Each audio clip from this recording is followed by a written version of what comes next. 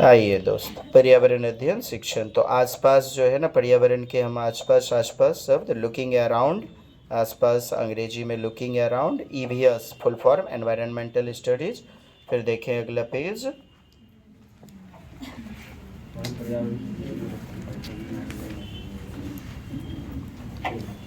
पर्यावरण शिक्षण के द्वारा हम पर्यावरण को संतुलित रख सकते हैं। ठीक है, नागरिकों में क्या संवेदनशीलता, चेतना बढ़ा सकते हैं। संवेदनशील, पर्यावरण के प्रति संवेदनशीलता।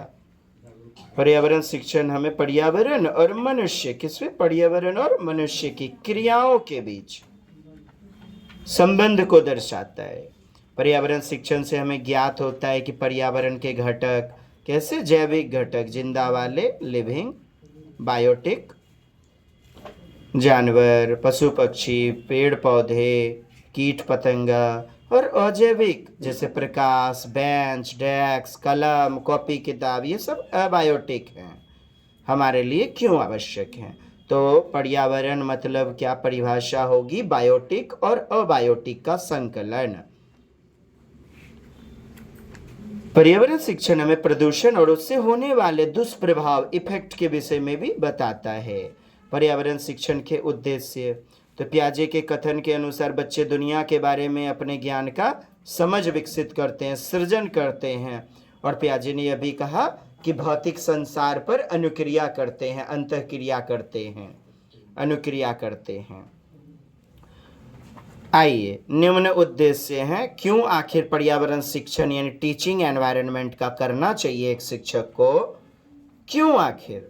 तो देखें, पर्यावरण के प्रति विद्यार्थी में जिज्ञासा पैदा हो, रुचि, कल्पनाशीलता, स्मरण शक्ति का विकास हो, तार्किकता का विकास हो। आसपास के पर्यावरण से विद्यार्थी को परिचित कराना, अर्थात मातृभाषिक परिवेश, स्थानीय परिवेश से जोड़ देना, उनके प्रति समझ विकसित कराना। तो स्थानीय से तब ना आप वैश्विक चीजों को, पहले बच्चे का नदी तालाब पोखर दिखलाइए, तब ना वैश्विक, प्रशांत महासागर, कैस्पियन सागर, बड़ी बड़ी चीजों के बारे में बताएंगे। विद्यार्थियों में पर्यावरण के प्रति संपूर्ण, बोले तो साकल्यवादी दृष्टिकोण का विकास करना, यानी समग्र रूप में बच्चे देखते हैं अपने पर्यावरण को, वातावरण को। तो साकल्यवादी दृष्टिकोण यानी कि समग्र रूप में दृष्टिकोण विकसित करवाना, कैसे, एकीकृत करके। और एकीकृत, इंटीग्रेटेड वाला यह सिफारिश हुआ था 2000 ईस्वी एनसीएफ, तीसरी एनसीएफ नेशनल करिकुलम फ्रेमवर्क 2000 ईस्वी वाला, तीसरा वाला सिफारिश। और लागू जो हो गया था वो 2005 में हुआ था लागू, चौथा वाला एनसीएफ 2005 में। आपसे पूछा जाता है ना प्रश्न, एकीकृत, इंटीग्रेटेड, साकल्यवादी दृष्टिकोण, समग्रता वाला विद्यार्थी। अच्छा, प्राकृतिक भिन्नता एवं इसके कारणों को बताना। प्रत्येक बच्चा अपने अपने आप में भिन्न है, अलग अलग बुद्धि लब्धि, प्राकृतिक भिन्नता, पशु पक्षी समाज में, फल फ्रूट, अलग अलग प्रकार की विभिन्नता से, प्राकृतिक वस्तुओं से सामाजिक सांस्कृतिक दृष्टिकोण पैदा कर देना। इस कारण से भी वीएस का टीचिंग करवाना जरूरी है। विद्यार्थियों को यह बताता है कि पर्यावरण क्या बताता है, ईवीएस क्या बताता है कि पर्यावरण हमारा धरोहर है और हम उसके पालक हैं, हम उसके पालक हैं। अतः भौतिक परिवेश के प्रति जागरूकता पैदा करना, क्या करवाना, एवं संवेदनशीलता पैदा करवाना, यह उद्देश्य है ईवीएस का। जागरूकता, अवेयरनेस और संवेदनशीलता, अर्थात बच्चे को जागरूकता पैदा करना, संवेदनशील बनाना, सेंसिटिव बनाना, किसके प्रति, पर्यावरण के प्रति। पेड़ पौधों को तोड़े मरोड़े नहीं, फूल तोड़ने जाना है तो पत्तों को नहीं नोच ले, पानी का कम कम उपयोग किया जाए, इलेक्ट्रिसिटी का कम उपयोग, उपयोग ना किया जाए। इसके प्रति बच्चों को संवेदनशील बना दीजिए। कितनी बार तो उत्तर लिया गया है कि बच्चों को पर्यावरण के प्रति संवेदनशील बनाना यह लक्ष्य होता है।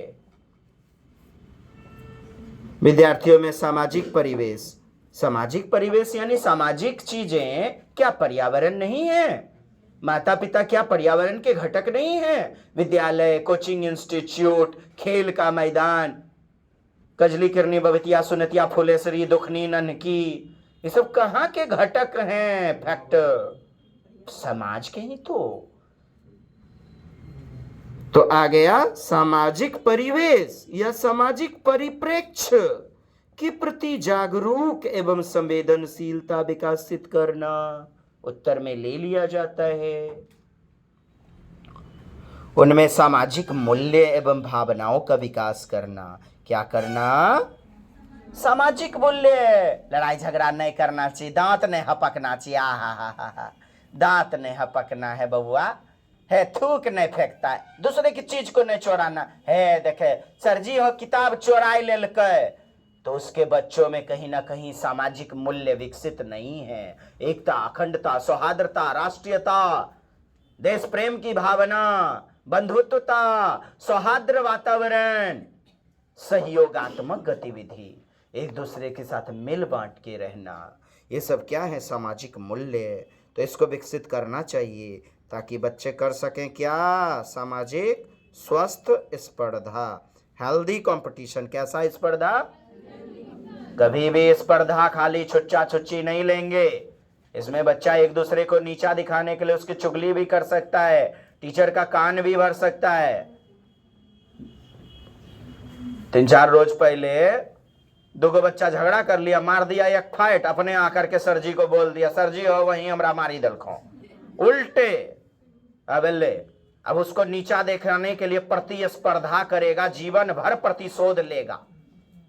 तो बताइए, प्रतिस्पर्धा 3 साल तक लगातार 1 नंबर से पिछड़ रही है, सेकंड डाउन आ रही है हमेशा एक बच्ची, तो दूसरी बच्चिया को मार तक देने के लिए, मर्डर तक करने के लिए वह दिमाग लगाएगी। जीनियस फिल्म आपने देखा ही होगा। हम तो उत्तर प्रदेश के बाके बिहारी के वक्त हैं जी। स्वस्थ प्रतिस्पर्धा के लिए तैयार हो सके, हेल्दी कंपटीशन जब भी मिल जाए उत्तर बना लीजिएगा। केवल प्रतिस्पर्धा, कंपटीशन गलत मानिएगा। मनुष्य के जीवन पर पड़ने वाले पर्यावरण के विभिन्न प्रभाव को बताना, यानी कि पर्यावरण के प्रति जागरूकता पैदा करवाना। पर्यावरण प्रदूषण एवं पर्यावरण संरक्षण, क्या संरक्षण? कंजर्वेशन, पर्यावरण का क्या कर सके? संरक्षण। ज्यादा दोहन नहीं करना, दोहन पर्यावरण का संरक्षित करना। बाघ की संख्या कम हो रही है, चलो साहब तरह तरह का उद्यान, अभयारण्य वगैरह करना होगा। गिर राष्ट्रीय उद्यान जैसे बाघों के लिए असम में है, गुजरात में है। कोई कुछ नहीं बोलते हैं, क्या कुछ नहीं बोलते हैं? है देखिए, ऐसा कुछ नहीं बोलते हैं। हाँ,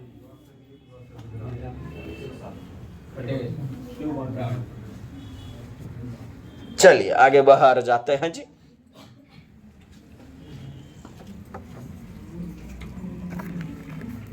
अब देखें, कहता है विद्यार्थियों को सामाजिक समस्याओं से अवगत कराना, यानी समाज के प्रति संवेदनशीलता लाना, जागरूकता, अर्थात वास्तविक जीवन चिंताओं के विषय में समझ उत्पन्न करना। अब देखिए, वास्तविक जीवन अर्थात संदर्भगत वातावरण,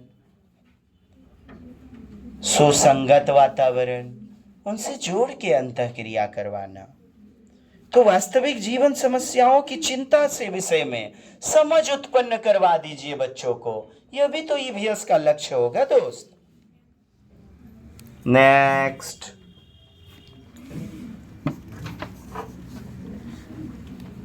कहता है विद्यार्थियों में अच्छे नागरिक के गुणों का विकास करना, अच्छे नागरिक बनाना, जनतांत्रिक, कैसा? प्रजातांत्रिक एवं विश्व बंधुत्व की भावना का विकास।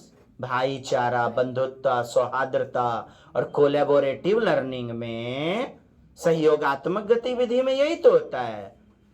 एक दूसरे को सीखना, कौन सा क्वेश्चन क्लियर नहीं हो रहा, दूसरे दोस्त से पूछ लेते हैं, पीयर से साझा करते हैं, पार्टिसिपेट करते हैं, परोपकारी अधिगम, पार्टिसिपेटरी टाइप का, लर्निंग।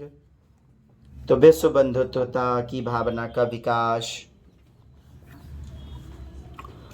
विद्या, अच्छा जी, सार्थक अधिगम हेतु, किसके लिए? मीनिंगफुल लर्निंग हेतु, कक्षा कक्ष की गतिविधि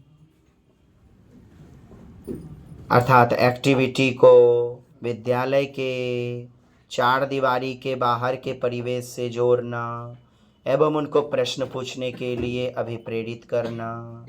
सही बात है कि नहीं है? आपको कई बार उत्तर ले लिया गया है बाहरी कक्षीय वातावरण से या चार दीवारी वातावरण को हतोत्साहित करना, यानी बाहरी जीवन से जोड़ करके पढ़ाइए ना, एवं उनको प्रश्न पूछने के लिए अभिप्रेरित करना। प्रश्न पूछने से क्रिएटिविटी आती है, जिज्ञासा आती है, मौलिक चिंतन आता है। विद्यार्थियों को निम्नलिखित कौशलों का विकास करना चाहिए। विद्यार्थी में निम्नलिखित कौशल: अवलोकन, यानी बच्चा देखे समाज को, नदी नाले तालाब को अवलोकन करना। चिंतन करने के लिए क्या जरूरी है? अवलोकन। मूर्त वस्तु दिखलाइए तब ना बच्चा चिंतन करेगा। मूर्त वस्तु को दिखलाना, बच्चा अवलोकन करेगा। सर्वेक्षण, सर्वे, पानी की बचत पर सर्वे करवाया जा रहा है, तो घर घर जा करके बच्चा अपने टीचर के साथ जाके अवलोकन करेगा। तो अवलोकन, मनः दर्शन, मानसिक चित्रण, विजुअलाइजेशन, मानसिक प्रक्रमण या चाक्षुष प्रक्रमण, दृश्यीकरण, दृश्यमानीकरण, विजुअलाइजेशन, ऑब्जर्वेशन,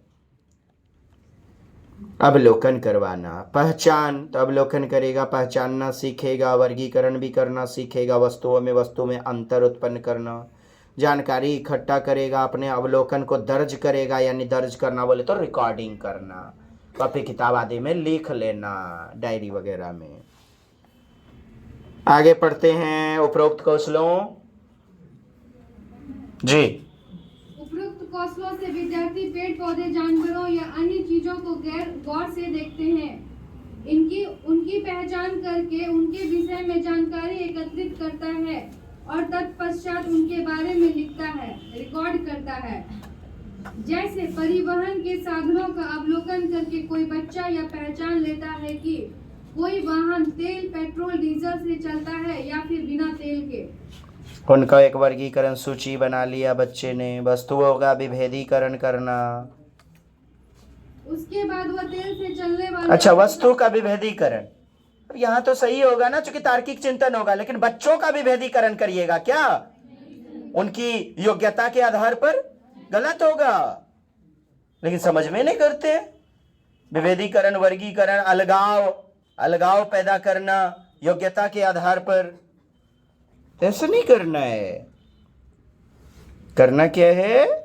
वस्तुओं से संबंधित जब रहेगा तो विभेदीकरण, चूंकि विश्लेषण, एनालिसिस, वर्गीकरण वस्तु से संबंधित, इससे क्या डेवलप होगा? कॉन्सेप्ट, संप्रत्यय, तार्किक चिंतन डेवलप होगा। पढ़िएगा आगे। वस्तुओं की तुलना एवं वर्गीकरण। वस्तुओं की तुलना एवं वर्गीकरण करना। इन कौशलों से कोई बच्चा, विद्यार्थी दो वस्तुओं के बीच में समानता एवं असमानता को प्रकट करता है और वस्तुओं को एक विशेष समूह में रखता है। जैसे बच्चे ने देखा कि साइकिल और मोटरसाइकिल, स्कूटर। बात इतनी सी है, बच्चा यदि वस्तुओं में अंतर करना सीख गया, यानी तार्किकता उसकी डेवलप हो जाएगी, बच्चे का संज्ञान विकसित होगा, सृजनात्मकता आएगी, क्रिएटिविटी आएगी। बस बात इतनी सी। आगे देखें, वस्तुओं के बीच सह संबंध को खोजना, पॉजिटिव वर्ड होगा। सह संबंध को खोजना, सह संबंध बनाना, वस्तुओं के बीच सह संबंध स्थापित करना। बच्चे ने यह देखा कि साइकिल मोटरसाइकिल स्कूटर की अपेक्षा धीरे चलती है, परंतु साइकिल से धुआं नहीं निकलता है, पर मोटरसाइकिल स्कूटर से धुआं निकलता है। नई संकल्पना को जोड़ दिया, नई संकल्पना का निर्माण होगा, नए कॉन्सेप्ट का निर्माण होगा। ठीक, अब है कल्पना परक, इमेजिनेशन, मननशील या कल्पनाशील। मननशील बोले तो चिंतन करने वाला, चिंतन करने वाला। ठीक, बच्चे ने यह सोचा कि अगर किसी दिन तेल खत्म हो जाएगा तो साइकिल तो चलती रहेगी, परंतु मोटरसाइकिल स्कूटर नहीं चलेंगे। इस तरह इसके अंदर एक नई सोच विकसित हुई और उसका कारण दिया गया। बार बार परीक्षण के बाद जब परिकल्पना गलत नहीं होती है तो वह सिद्धांत बन जाती है। समस्या को पहचानना एवं उसका हल सुझाना। बच्चे ने देखा कि जब भी वह तेल चलित वाहनों के आसपास होता है तब उनके धुएं से उसको खांसी हो जाती है या फिर उसकी तबीयत खराब हो जाती है। इस तरह उसने निष्कर्ष निकाला कि तेल चलित वाहन प्रदूषण फैलाते हैं। उसने इसका हल सुझाया कि हमें ज्यादा से ज्यादा तेल रहित वाहनों का प्रयोग करना चाहिए। किसका प्रयोग करना चाहिए? तेल रहित वाहन, सार्वजनिक वाहन। सार्वजनिक वाहन तो बच्चा क्या हो गया? पर्यावरण के प्रति संवेदनशील, जागरूक। किसी तथ्य की जांच, सर्वेक्षण करना, निष्कर्ष निकालना। पढ़िए। बच्चे ने अपनी कल्पना की पुष्टि के लिए सभी तेल चलित वाहनों के विषय में खोजबीन की और यह निष्कर्ष निकाला कि सभी तेल चलित वाहन प्रदूषण फैलाते हैं। संवेदनशील बनाइए बच्चों को पर्यावरण के प्रति। ये आंसर हमेशा आपका लिया जाता है। संवेदनशील, सेंसिटिविटी माने अवेयरनेस, जागरूकता प्रदान करना। पढ़िएगा। बच्चा पर्यावरण के प्रति संवेदनशील हो गया है और उसने सोचा कि अगर इस तरह पर्यावरण में प्रदूषण फैलता रहा तो एक दिन पर्यावरण जीवों के लिए सुरक्षित नहीं रहेगा। चित्र, चार्ट, मानचित्र, रेखाचित्र, आरेख, लेखाचित्र आदि को पढ़ना एवं बनाना। इससे क्या रोचकता आएगी? रुचि का सिद्धांत। बच्चे ने चित्रों, चार्टों आदि के माध्यम से भी यह जाना कि तेल चलित वाहन कितना प्रदूषण फैलाते हैं और पर्यावरण को प्रदूषित करते हैं। यदि पर्यावरण को प्रदूषण रहित और स्वस्थ रखना है तो हमें तेल रहित वाहनों या तेल रहित माने तेल से जो ना चले, तेल रहित, रहित माने नए। जी आगे। तेल रहित वाहनों या सार्वजनिक वाहनों का अत्यधिक। तोरा ससुराल हम भेजेंगे टोटवे रिक्शा से। टोटो रिक्शा 121 टोटो जाएगा सत्यम भाई के बिहार में। सत्यम भाई साहब, ए हो बोलिए ना, हो कि नहीं?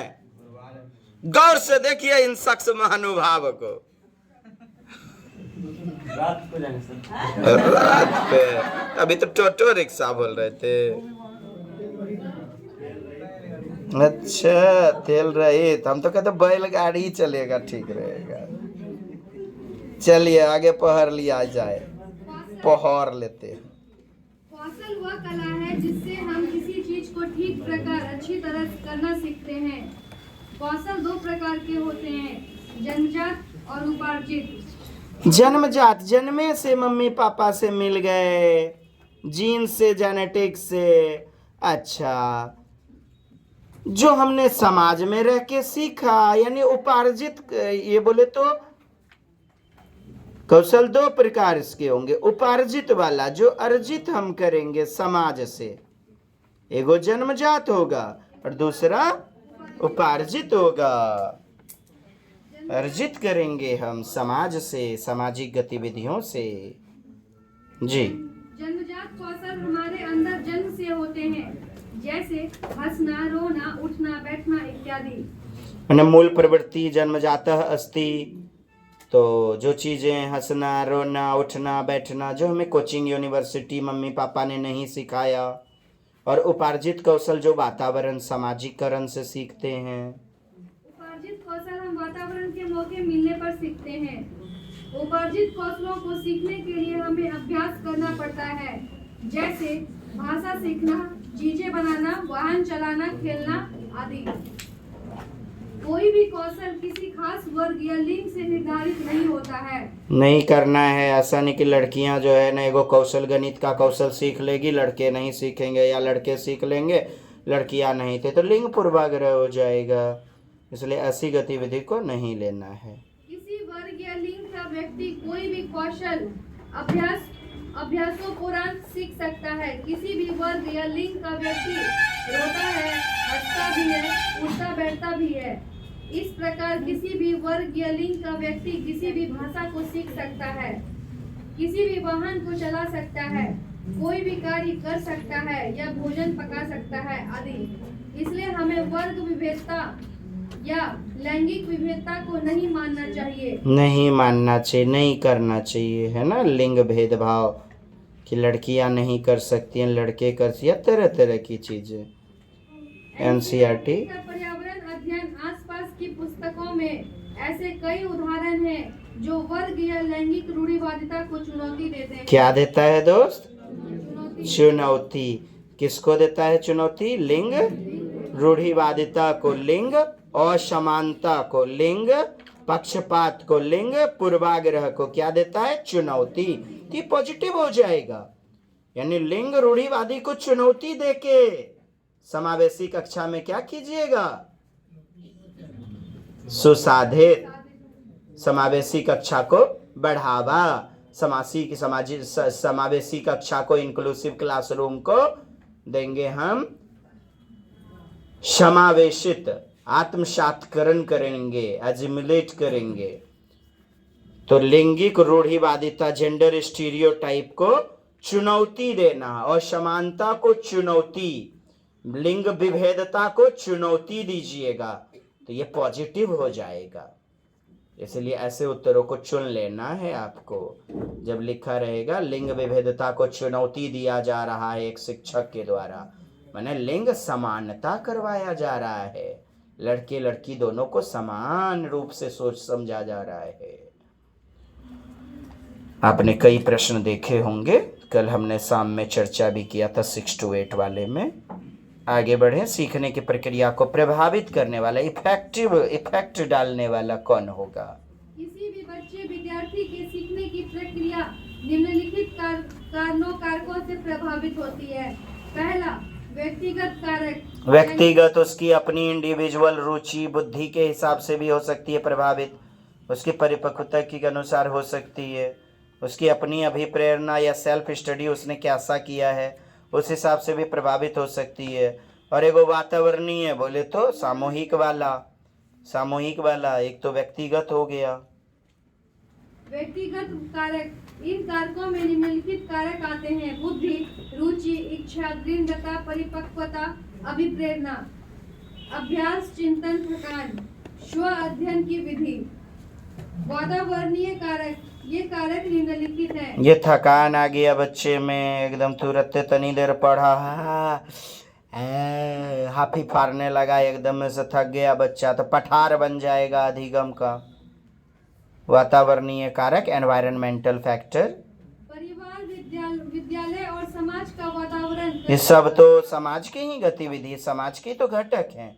चाहे विद्यालय हो, परिवार हो, अड़ोस पड़ोस समाज हो, ये सब क्या है? वातावरण है, वातावरण के अंतर्गत आएंगे। शिक्षक का व्यक्तित्व, अध्यापन विधि और अध्ययन सामग्री, विषय का स्तर, TLM मटेरियल कैसा है तो ये भी करेगा प्रभावित। विषय का स्तर, पुरस्कार, दंड, शिक्षा की गुणवत्ता कैसी है ये भी प्रभावित करेगा। दूरियों और दिशाओं की सापेक्ष स्थिति को समझने की क्षमता है। तो मैपिंग स्किल क्या हो जाएगा हमारा? मैपिंग स्किल अर्थात मानचित्रण कौशल, मानचित्रण या चित्रण कौशल। सीटेट 9 दिसंबर 2018 में पूछा गया है और कई बार पूछा गया है। आप ये देखें, जब भी मैपिंग वगैरह करेंगे तो स्थान का ख्याल रखेंगे, दूरी, दिशा। इसी में आपको मैथ पेडागोजी में आता है मानचित्रण कौशल, चित्रण कौशल, मैपिंग।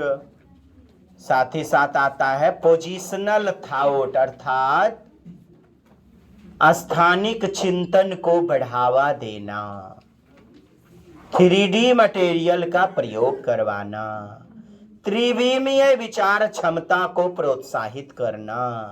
सबका मतलब केवल समझने के लिए आप समझिए कि यही सब होगा और वहां सब में पॉजिटिव उत्तर जाएगा, चाहे मैथ पेडागोजी हो या अन्य विषय हो। तो यहां हमारा B नंबर उत्तर। दिशा, दूरी, स्थान हमेशा एकदम याद रखिए। खाली मानचित्रण, मैपिंग इंग्लिश में खाली खोज लीजिएगा, आपको हमेशा सीटेट आयोग ने मैपिंग का वर्ड का प्रयोग किया है। चलिए दूसरा देखिएगा, ईवीएस शिक्षण अधिगम में कक्षा में प्राप्त अधिगम को विद्यालय के बाहर के जीवन से जोड़ना। विद्यालय के बाहर के जीवन से जोड़िएगा तो क्या? पाठ्यपुस्तक से बाहर जाना, वैश्विक पर्यावरण मुद्दे और चिंताओं को पाठ्यपुस्तकों से लिंक करवाना। किससे लिंक करवाना? पाठ्यपुस्तक से। पूर्ण विद्यालय दृष्टि पठ्यचर्या से बाहर जाना। अब बताइए ABCD क्या उत्तर होगा?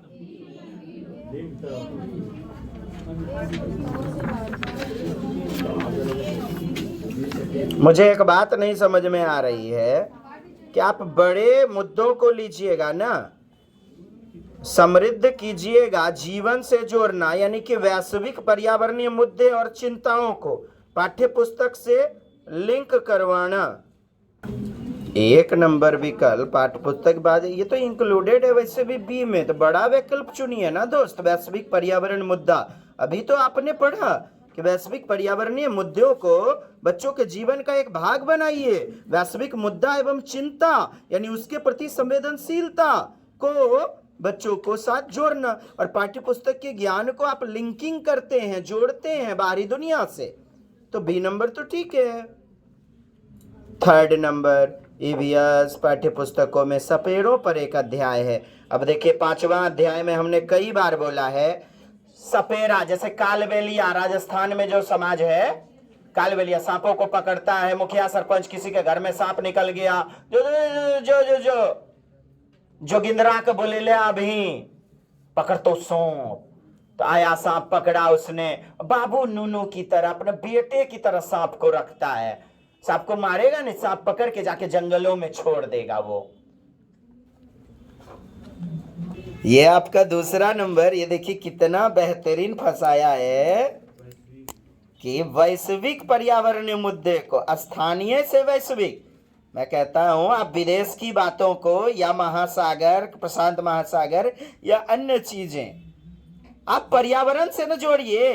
कैसा? स्थानीय परिवेश, मातृभाषिक परिवेश से। वैश्विक दिया है, गलत होगा। वैश्विक पर्यावरण मुद्दा और चिंता को पाठ्यपुस्तक से जोड़िए। तब तो दूसरी बात है कि पाठ्यपुस्तक के ज्ञान को बाहरी दुनिया से जोड़ा जाना चाहिए, यानी पाठ्यपुस्तक से पढ़े जाकर, पाठ्यपुस्तक से बाहर जाकर, पाठ्यपुस्तक से बाहर जाना, और बाहर जाकर के माने कि पाठ्यपुस्तक से बाहर दिमाग को ले गए बच्चे के कॉन्सेप्ट को और बाहरी दुनिया से जोड़ दिए, मातृभाषिक परिवेश से। 1 नंबर उत्तर सही होगा। वैश्विक के कारण यहां गलत होगा, स्थानीय चिंतन होना चाहिए, मातृभाषिक परिवेश, बच्चों के संसार का परिवेश। तो दोस्त 2 नंबर गलत। किताबों ने ले लिया है कुछ कुछ, तो उसे गलत मानना है, आपको 1 नंबर लेके चलना है दूसरा का आंसर।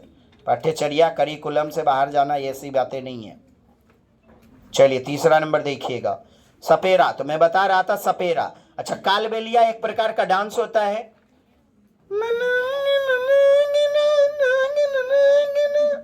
रुमाल लेकर के एकदम मारा झलस दे रहा है, एगो बेचारा थुतनो पे एकदम बीन बजाने का एक्शन करेगा और वो घोलटेगा बरातिया में, बराती डांस हो ना, लागिन डांस, नगिनियो नागिन, मैं तेरा दुश्मन। अच्छा, तो कालबेलिया एक प्रकार का समाज, जनजाति, एक प्रकार की जाति भी हो जाएगी, ठीक है। कालबेलिया आदिवासी लोग, जैसे राजस्थान में आपके। तो अब देखिए, सरकार यदि उसको पकड़ने से कर देगी मना, तो उसका रोजी रोटी तो छीन गया ना।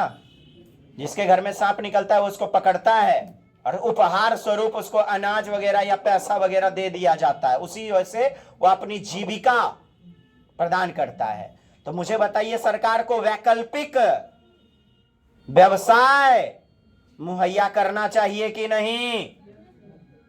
यस और नो? यानी ऑप्शनल कुछ ना कुछ व्यवसाय दीजिए ना उसको। बेचारा सांप पकड़ने के सिवा कुछ जानता ही नहीं है, सांप को अपने बाल बच्चों की तरह वो देखता है।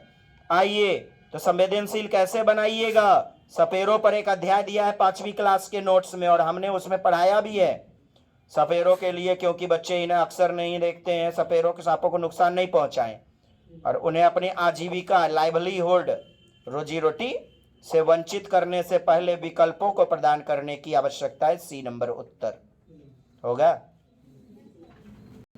4 नंबर, महिलाएं पुरुषों की तुलना में कमजोर होती हैं। अब बताइए, एक प्रकार की ऐसी गलत धारणाएं महिलाएं पुरुषों की तुलना में कमजोर होती हैं, ये डीएलएड में आपका दिया गया है, एक चैप्टर आता है मिथक, यानी झूठी बातें, मिथ्या है, ये गलत है। ये ऐसा नहीं है कि महिलाएं पुरुषों की तुलना में कमजोर होती है। कह रहा है महिलाएं पुरुषों की तुलना में कमजोर होती हैं, यह एक मिथक है, मनगढ़ंत बातें हैं, मिथ्या हैं, झूठी कोड़ी कल्पना मात्र हैं, मिथक होगा।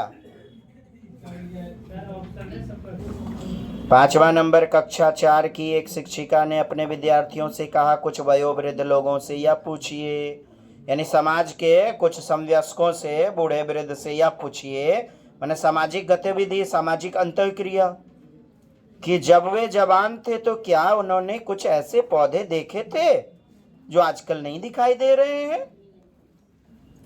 तो उपरोक्त प्रश्न जो है, पूछे जाने पर निम्नलिखित में से किस कौशल के आकलन की संभावना नहीं है। कौन सा कौशल का आकलन? यहाँ बच्चा एक्सपेरिमेंट थोड़े कर रहा है, प्रयोग थोड़े कर रहा है। प्रश्न पूछेगा, आपस में चर्चा करेगा कि नहीं करेगा? प्रश्न पूछना और चर्चा करना। अभिव्यक्ति, अपने अनुभवों को भी चर्चा करेगा, और बूढ़ा से बुढ़वा से ओकरों से होकर कम्युनिकेशन कर रहा है, अभिव्यक्ति उसके अनुभवों को सुन रहा है। प्रयोग करने का मौका कहाँ मिला? अनुप्रयोग। पूछ रहा है पेड़ पौधा देखल रखन जे उग रहा है, या तोरा समय में जो था वो अभी उग पा रहा है? बस इतनी तो वार्तालाप वाली प्रश्न पूछने की गतिविधि अभिव्यक्ति, चर्चा आदि वाली गतिविधि है। पूछ रहा है कौन सा नहीं होगा? प्रयोग, एक्सपेरिमेंट वगैरह। चलिए आगे पूछिए कौन सा प्रश्न। बाकी घर पे पढ़ना है प्रश्नों को, जिसमें डाउट हो व्हाट्सएप पर भेजना है, ऑडियो रिकॉर्डिंग उत्तर भेजा जाएगा। जय हिंद, जय भारत, वंदे मातरम।